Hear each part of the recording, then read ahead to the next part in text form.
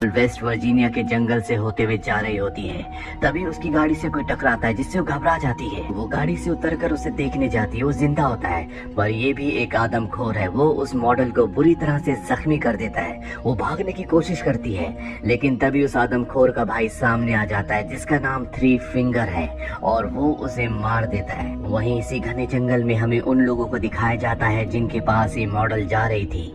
यहाँ पर US marine colonel Dale Murphy होते हैं जो सर्वाइवल रियलिटी गेम शो को होस्ट कर रहे हैं जिसका नाम एपोक्लिप्स है। इस गेम में 6 पार्टिसिपेंट्स होते हैं लेकिन इनके एक पार्टिसिपेंट को उन आदमखोरों ने मार दिया है।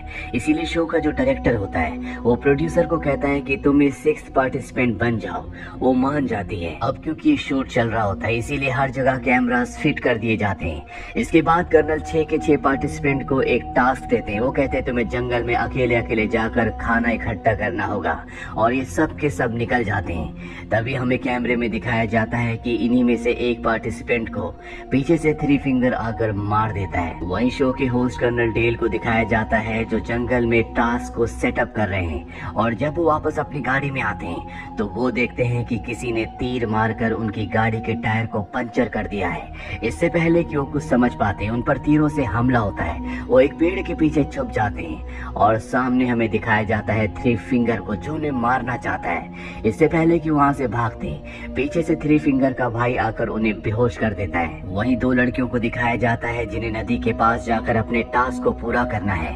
इसमें शो की प्रोड्यूसर है जो अब एक पार्टिसिपेंट बन चुकी है और उसके साथ होती है नीना। शो की प्रोड्यूसर नदी के उस टास्क को पूरा कर लेती है पर जब भी दोनों के दोनों वापस अपने कैंप की तरफ जा रहे होते हैं तभी प्रोड्यूसर देखती है कि शो का जो डायरेक्टर है वो एक पार्टिसिपेंट के साथ फ्लर्ट कर रहा है। इससे वो बहुत दुखी हो जाती है क्योंकि वो उसे पसंद करती है। इसीलिए अब वो शो को छोड़कर जाना चाहती है। रास्ते में इन्हें एक घर दिखता है और ये दोनों के दोनों टेलीफोन ढूंढने के लिए घर के अंदर आ जाते हैं जहाँ पर दीवार पर इन्हें एक परिवार की फोटो दिखती है जो कि बहुत ही भयानक होते हैं। इस परिवार में 4 लोग होते हैं, पा, माँ, ब्रदर और सिस्टर। इससे पहले कि ये यहाँ से निकल पाते इन्हें कुछ आवाज आती है और तभी माँ अंदर आती है। उसे डिलीवरी पेन होता है। उसके साथ सिस्टर भी होती है और माँ एक बच्चे को जन्म देती है जो कि बहुत ही भयानक होता है। ये देखकर ये दोनों डर जाते हैं। तभी सिस्टर इन्हें देख लेती है। वो इनके ऊपर हमला करती है पर ये दोनों दरवाजा अंदर से बंद कर देते हैं। सिस्टर बाहर से दरवाजे को धकेल रही होती है और यहाँ पर जितनी भी खिड़कियां होती है सब की सब पूरी तरह से बाहर से लोहे के जाले से बंद होती है।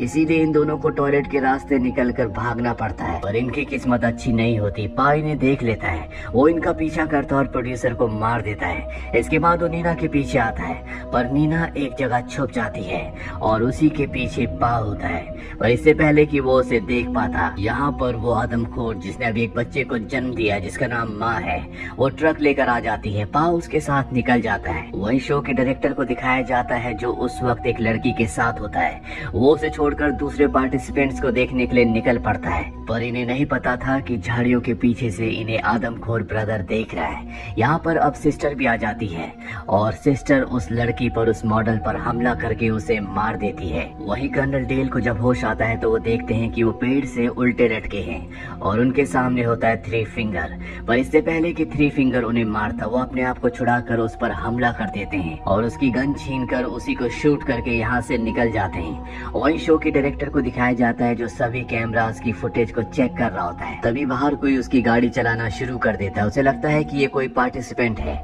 लेकिन ये पा और माँ होते हैं। वो इसे पकड़ लेते हैं और डायरेक्टर को बहुत बुरी तरह से जख्मी करके बेहोश कर देते हैं। वही 3 पार्टिसिपेंट्स को दिखाया जाता है जो जंगल में बारबेक्यू को एंजॉय कर रहे होते हैं। तभी नीना हाफती हुई उन तक पहुंचती है और उन्हें इस जगह की सच्चाई के बारे में बताती है। वो कहती है कि यहाँ पर कुछ आदमखोर है जो हमें मारना चाहते हैं, हमें यहाँ से निकलना चाहिए। ये सब के सब उसके साथ इस जगह से उस जगह पहुंचते हैं जहाँ पर इनकी पूरी टीम को होना चाहिए और वहाँ पर कोई भी नहीं होता।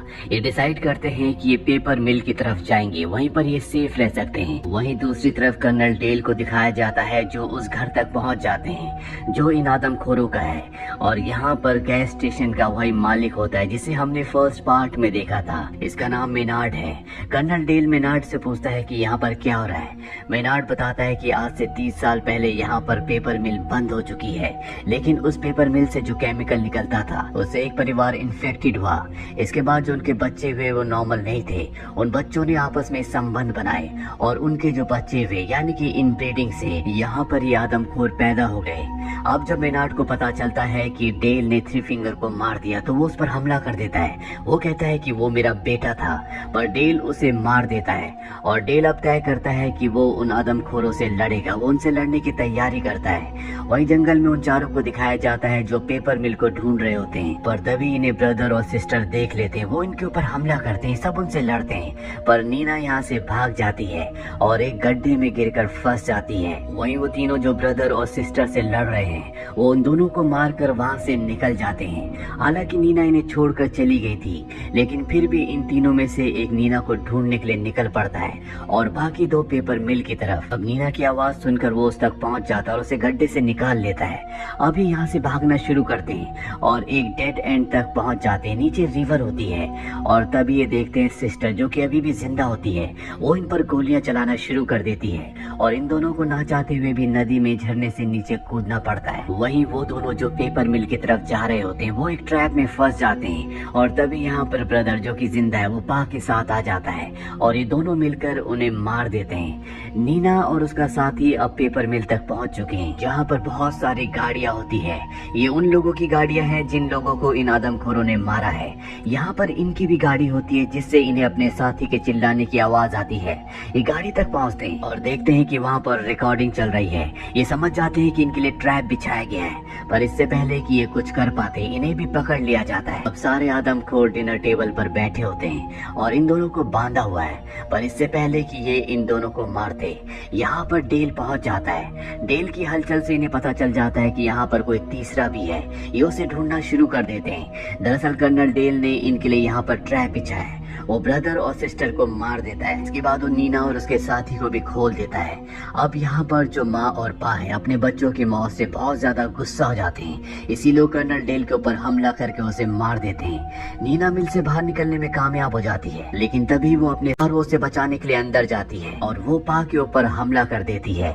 ये दोनों मिलकर इन दोनों को खत्म करके यहाँ से निकल जाते हैं, लेकिन अभी भी थ्री फिंगर जिंदा होता है जिसके पास वो बच्चा है जिसने अभी अभी जन्म लिया है, जो उसी की तरह आदमखोर है। इसी के साथ ये कहानी यहीं पर खत्म हो जाती है।